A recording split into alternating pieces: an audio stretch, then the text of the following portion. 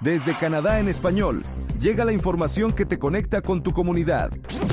Esto es RCE Noticias, actualidad, análisis y los hechos más relevantes en un solo lugar. Hola comunidad hispana en Canadá, soy Paula Pinzón con las noticias más destacadas de este lunes 20 de octubre del 2025. Comenzamos. Expertos advierten que los centros de datos de inteligencia artificial en Canadá están poniendo en riesgo los recursos hídricos del país, con escasa supervisión ambiental y un consumo creciente de agua para enfriar sus servidores. La industria de inteligencia artificial está construyendo masivos centros de datos en Canadá que consumirán cantidades astronómicas de agua limpia, generando preocupación sobre recursos hídricos con supervisión mínima. La industria tecnológica gastará más de $400 mil millones este año solo en infraestructura de IA alrededor del mundo. Microsoft está construyendo varios centros de datos de hiperescala en Canadá que albergarán miles de servidores trabajando sin parar. Un estudio de 2023 estimó que cada docena de consultas en ChatGPT usa aproximadamente 500 mililitros de agua, el equivalente a una botella. Considerando que casi 800 millones de personas usan ChatGPT cada semana, el consumo total es masivo. Los centros de datos necesitan agua potable para enfriar sus salas de servidores.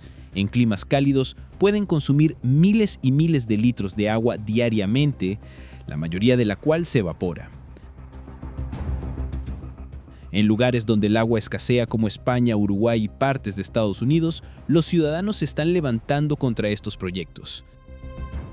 El mes pasado, Google canceló un proyecto de centro de datos en Indianápolis después de creciente oposición comunitaria.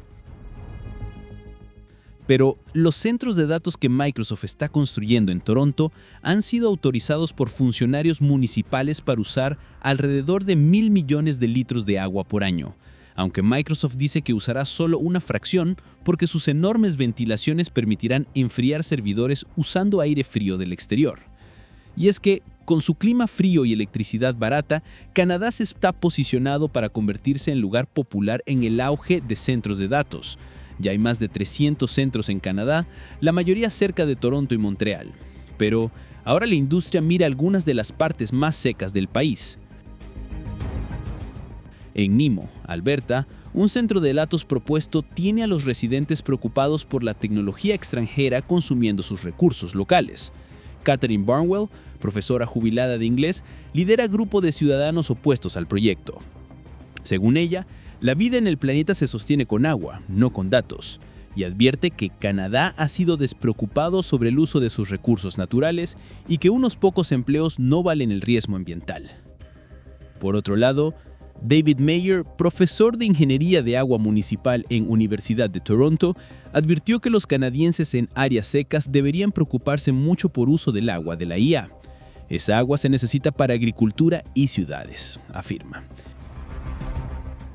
Y es que muchos centros de datos no divulgan sus cifras del consumo de agua, y las ciudades no siempre llevan un registro.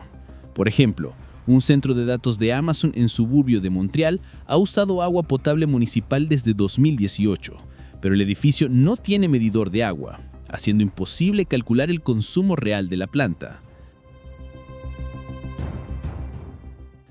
Nathan Wangussi, quien trabajó en temas de sostenibilidad del agua para Amazon, dijo que, a diferencia de cualquier otra industria, el agua es como sangre para la industria de centros de datos. Según Wangussi, existe una tendencia de la industria a negar o encubrir que ese enorme consumo de agua existe. Por su parte, las grandes compañías tecnológicas, incluyendo Microsoft y Amazon, han prometido tener consumo neto cero de agua para 2030. Sin embargo, Wangussi es escéptico de que la industria pueda seguir construyendo centros masivos de IA mientras reduzca su ingesta. Según Wangussi, no es posible categóricamente para ninguna de las grandes empresas tecnológicas alcanzar consumo de agua positiva para 2030 o incluso 2050, a menos que quiebren. En Europa y Estados Unidos, funcionarios intentan regular cuánta agua pueden usar centros de datos, pero hasta ahora hay poca supervisión industrial. En política internacional, el primer ministro Mark Carney inicia su primera gran gira asiática. Buscará fortalecer alianzas y abrir nuevos mercados para Canadá en el Indo-Pacífico.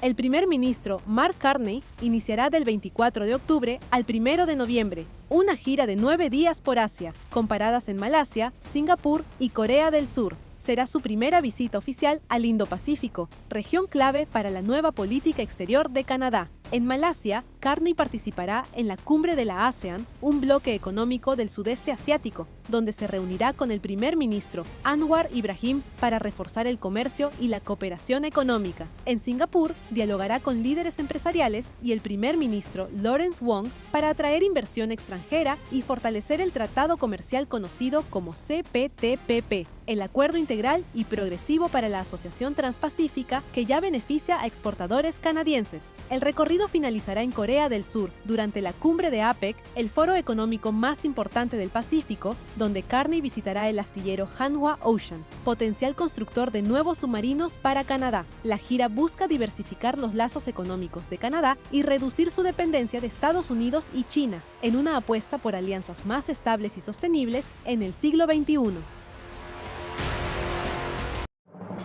El líder conservador Pierre Poilievre acusa a la policía montada de encubrir escándalos ocurridos durante la era Trudeau. El gobierno niega las acusaciones y defiende la independencia del cuerpo policial. El líder conservador Pierre Poilievre acusó a la policía montada de Canadá de encubrir escándalos ocurridos durante el gobierno del ex primer ministro Justin Trudeau, que, según él, habrían merecido cargos criminales. En una entrevista publicada el 15 de octubre por el canal Northern Perspective, el político calificó el liderazgo de la policía montada como despreciable y aseguró que muchos incidentes de la era Trudeau deberían haber involucrado cárcel.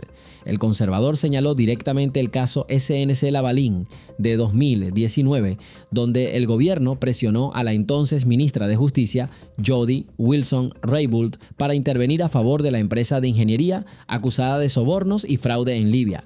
Poilievre afirmó que la policía montada encubrió las acciones de Trudeau, quien, según la comisionada de ética, violó la ley de conflictos de intereses, aunque no enfrentó cargos penales. También mencionó el viaje de Trudeau en 2016 a la isla privada de Laga Khan, donde fue hallado culpable de 4 violaciones éticas, afirmando que si la policía montada hubiera hecho su trabajo, habría cargos criminales. En respuesta, el comisionado de la policía montada, Mike Duhem, rechazó las acusaciones, asegurando que no existe interferencia política y que la fuerza no recibe órdenes de ningún político. Duhem incluso invitó a Poilievre a reunirse personalmente para discutir sus comentarios. También el ministro de Seguridad Pública, Garyananda Sangari, calificó las declaraciones como completamente irresponsables, advirtiendo que socavan la confianza en una institución independiente. En conferencia, el 17 de octubre en Toronto, Poilievre defendió sus dichos, afirmando que busca una justicia imparcial y acusando al actual gobierno de mantener un sistema sangrante que libera delincuentes reincidentes. No hay evidencia nueva de encubrimiento por parte de la policía montada y el comisionado Duhem reafirmó la independencia de la institución. En salud, se reportan 105 casos de salmonella en todo el país relacionados con pistachos contaminados.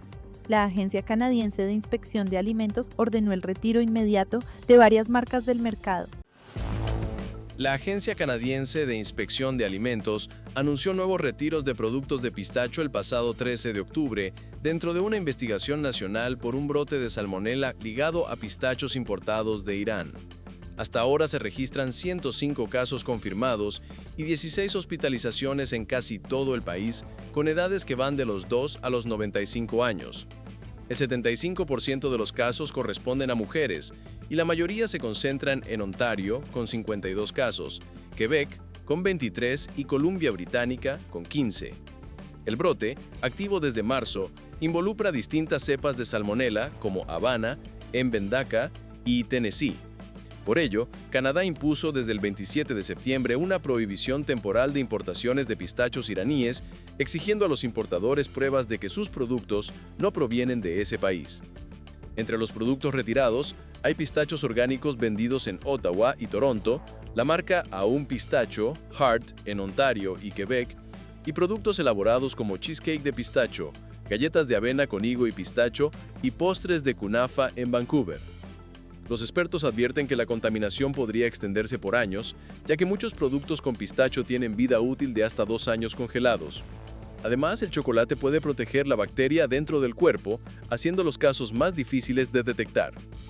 El microbiólogo Lawrence Goodrich, de la Universidad de Guelph, explica que la contaminación probablemente se originó en agua de riego contaminada en huertos iraníes.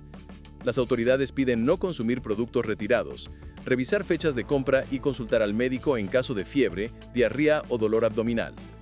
El último reporte de la Agencia de Salud Pública confirma que los retiros continuarán mientras se rastrean nuevos lotes contaminados. Autoridades liberan agua del lago Ontario para elevar temporalmente los niveles del río San Lorenzo, afectados por una severa sequía. La medida busca evitar impactos en la navegación y el ecosistema. La Junta Internacional del Lago Ontario y Río San Lorenzo anunció una liberación temporal de agua del lago Ontario para aumentar los niveles del río San Lorenzo, severamente afectados por una sequía que ha dejado barcos varados en marinas de Quebec. La operación comenzó el 17 de octubre y duró 36 horas, incrementando los flujos en 500 metros cúbicos por segundo más de lo habitual, lo que elevó los niveles del lac Saint-Louis al suroeste de Montreal en unos 15 centímetros, suficiente para permitir la extracción de embarcaciones antes del invierno. Y es que el Monitor Canadiense de Sequía clasifica la región del lago Ontario y el Alto San Lorenzo en sequía moderada desde julio, agravada por un verano y otoño calurosos y con lluvias por debajo del promedio. Aunque el lago Ontario se ha mantenido dentro de sus niveles normales, los pronósticos apuntan a valores por debajo del promedio hacia fin de año. En zonas como Repentigny, los niveles bajaron hasta 2 metros, afectando la navegación comercial, reduciendo viajes de cruceros y dejando embarcaciones literalmente sobre el lecho seco. Por su parte, el presidente de la Marina de la Reef North, Marc-André Leduc, describió la escena como una película apocalíptica. La Junta explicó que esta desviación, bajo el criterio H14 del Plan 2014, busca aliviar la navegación, la generación de energía y el suministro municipal de agua, pero no es una solución definitiva ante los veranos cada vez más secos. En tanto, datos del Monitor de Sequía de Estados Unidos confirman condiciones similares al sur del lago Ontario, con el último año como el más seco desde 1966. En Toronto, miles de aves han muerto en los últimos días al chocar contra edificios, un fenómeno que ambientalistas atribuyen a la contaminación lumínica y la migración otoñal. Un fenómeno devastador volvió a repetirse en Toronto. El 8 de octubre, más de 300 aves murieron tras chocar contra los ventanales de edificios en toda el área metropolitana, según voluntarios del programa de sensibilización sobre luz letal.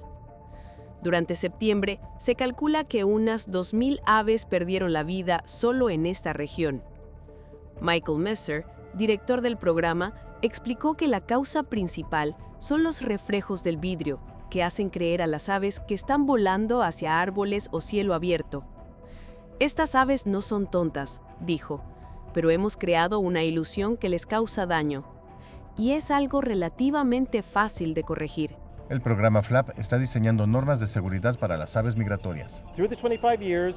A lo largo de los 25 años hemos estado trabajando diligentemente para crear conciencia sobre el tema de la eliminación de aves.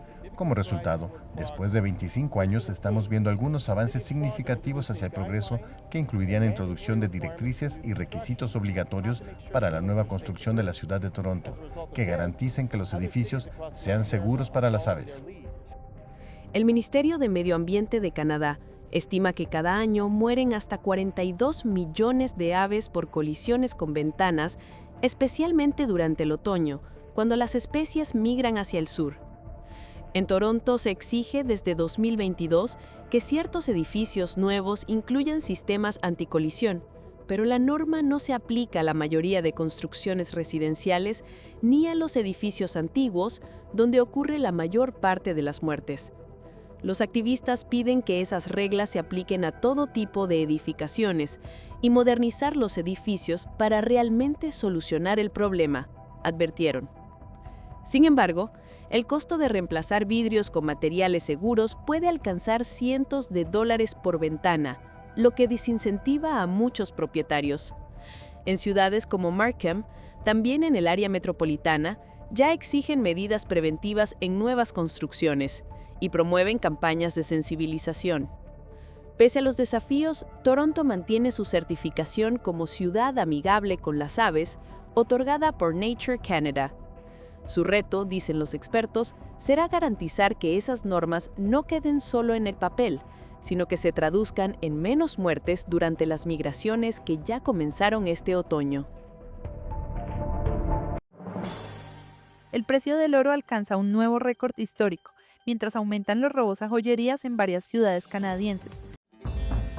El precio del oro ha subido un 55% en el último año, alcanzando máximos históricos cercanos a $6,000 canadienses por onza.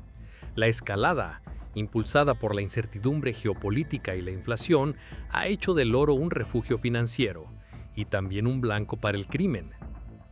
En Winnipeg, un violento robo armado el pasado 9 de octubre en Royan Jewelers dejó a 2 hombres heridos, el dueño, Royan Dalla, y su padre. 4 hombres armados irrumpieron en la vivienda del negocio durante una celebración familiar y escaparon con casi $1 millón en oro, incluyendo hasta 6 kilos de metal puro. El caso provocó alarma en todo el país. Y en el gran área de Montreal, los robos a joyerías se han duplicado. Toronto registró 43 ataques en 2024 frente a 21 el año anterior. En Peel pasó de 10 a 37 y York de 7 a 13.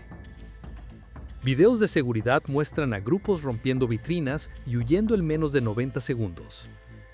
En Montreal, robos similares con vehículos embistiendo escaparates han dejado pérdidas por decenas de miles de dólares. La policía atribuye el alza al crimen organizado, que aprovecha que el oro es fácil de fundir, transportar y revender sin rastreo. Expertos advierten que la combinación de precios récord, inflación y penas leves crea un terreno fértil para el delito. Las autoridades recomiendan a los joyeros no intervenir durante los robos, reforzar la seguridad y limitar inventarios visibles. Hablando de robos, en el Museo del Louvre desaparecen joyas napoleónicas de valor incalculable, lo que ha generado conmoción en el mundo del arte. Robo al museo más famoso del mundo. El Louvre, en París, fue protagonista de un hurto que tan solo duró 7 minutos. Según reportó el gobierno francés, se sustrajeron joyas invaluables. Fue un robo importante, un equipo que había realizado reconocimiento, son muy experimentados y actuaron con gran rapidez. La policía actuó de inmediato al lugar. El robo tuvo lugar en la Galería Apolo, donde se exhiben parte de las joyas de la corona francesa. Reportes preliminares señalan que 4 sujetos utilizaron una grúa para ingresar al museo por la primera planta. Forzaron una ventana, destrozaron vitrinas y huyeron con las joyas. Según fuentes policiales, faltan 10 piezas, entre tiaras, collares y pendientes. Durante la fuga, debajo del museo sí se encontró una joya, que también está siendo evaluada. Así que toda esta investigación está en curso. De acuerdo al periódico Le Parisien, la pieza encontrada sería la corona de la emperatriz Eugenia y que estaba rota, según los primeros hallazgos. La ministra de Cultura también mencionó que el crimen organizado tiene hoy en día como blanco objetos de arte. A mediados de septiembre se robaron ejemplares de oro nativo en el Museo Nacional de Historia Natural de París, mientras que el Louvre tiene una historia de robos e intentos de hurto. El más famoso fue en 1911, cuando la Mona Lisa desapareció de su marco por 2 años, robada por un antiguo trabajador que se escondió dentro del museo y salió con la pintura bajo su abrigo. Por el momento, el museo está cerrado al público hasta nuevo aviso.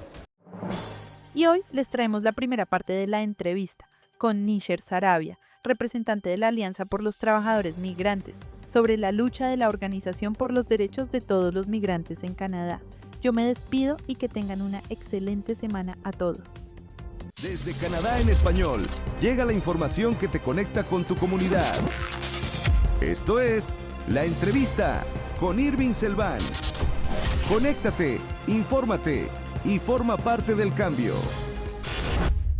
¿Qué tal amigos de Canadá en español? Bienvenidos a este espacio informativo. Hoy tenemos una entrevista importante con Níger Sarabia o Nayer Sarabia, como lo conocen, en la Alianza por Trabajadores Migrantes. Él es representante de este grupo y vamos a platicar sobre esta organización, de qué se trata este tema. Adelante, Níger, ¿cómo estás? Muy bien, Irving, gracias por tenerme en tu programa. Como ya lo mencionaste, mi nombre es Nayer Sarabia y pertenezco a la Alianza de Trabajadores Migrantes por un Cambio. Soy organizador en el área de el sector de trabajadores en la pesca y estoy basado, quiere decir que vivo en New Brunswick y veo lo que es el sector de mariscos en esta zona del Atlántico. Perfecto. Oye, platícanos un poquito sobre Alianza de Trabajadores Migrantes, esta organización que pues lucha, ¿no?, para defender precisamente a quienes estamos en este país y estamos en el estatus de migrantes, ya sea como trabajadores, estudiantes, etcétera. Sí, muy bien. Bueno, la Alianza de Trabajadores Migrantes por un Cambio es una organización, la más grande a nivel nacional, de apoyo al trabajador migrante. Estamos desde British Columbia hasta Nova Scotia y damos apoyo a lo que es el trabajador migrante. Cuando decimos trabajador migrante, sabemos que vienen diferentes tipos de programas. La organización da apoyo en 5 diferentes sectores.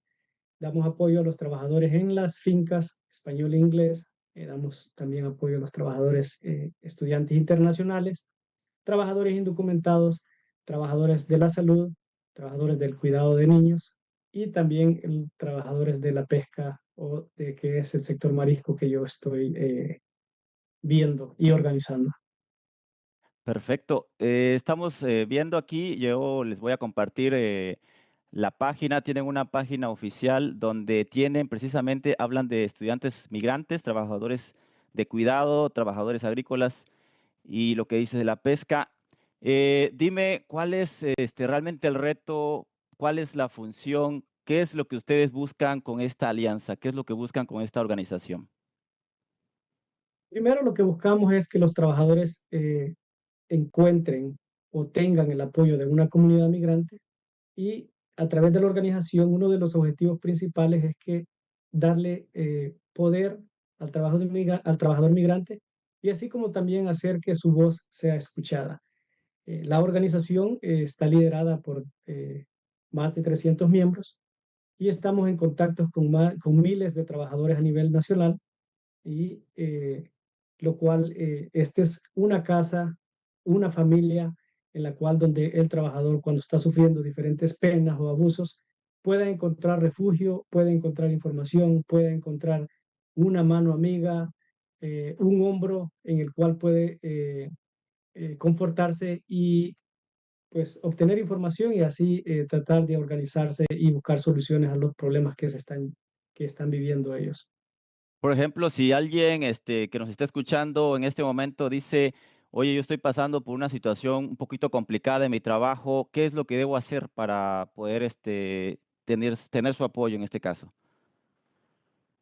Lo primero que el trabajador debe hacer es comunicarse a una de las líneas en los 5 sectores. Nosotros somos 10 personas trabajando en esta organización. Hablamos diferentes idiomas, español, inglés, francés.